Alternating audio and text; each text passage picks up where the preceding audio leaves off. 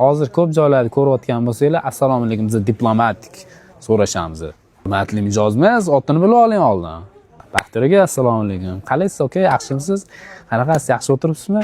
O'tgan safar ham keluvdingiz. Qanaqa bo'ldi aka, yaxshi o'tirdinglarmi? Deb ozgina ko'ngildan chiqazib so'rashga, yaqinlashish kerak shu mijoz bilan. Aloqa bo'lishni boshlaydi-da, ikkita inson o'rtasida. Har yoqda zo'rja ochilib o'sha yoqqa boramiz desa, yo'q deydi. Mana bitta meni Husan degan ukam bor deydi. Yo'llaring o'sha yoqqa boramiz. Mazza qilib o'tiramiz. Nimadir u inson biladiki, mana taomni boshqatdan almashtirib berlaring. Balkim fikr o'zgargandir. Men buni almashtirib bergan ukam desa, assalomu alaykum hurmatli mijoz, bizda buni ilojisi yo'q bilan hozir almashtirib beraman. Boshqa narsa kerakmi? Bo'ldi, boshqa narsa qilib beraman. Degan yaxshiroq. Biz o'shan bilan ishlab qolamiz-da. Restoran xo'jayinlari mana shu narsani xodimlarga uqtiringlar, o'rgatinglar.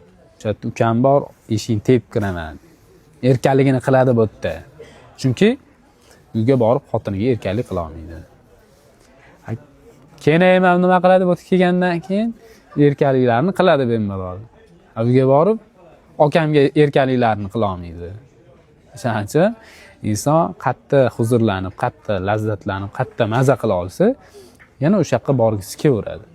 Sizni taomingiz qanaqa bo'lishidan qat'iy nazar, uni insonning fikrini faqatgina inson o'zgartiradi.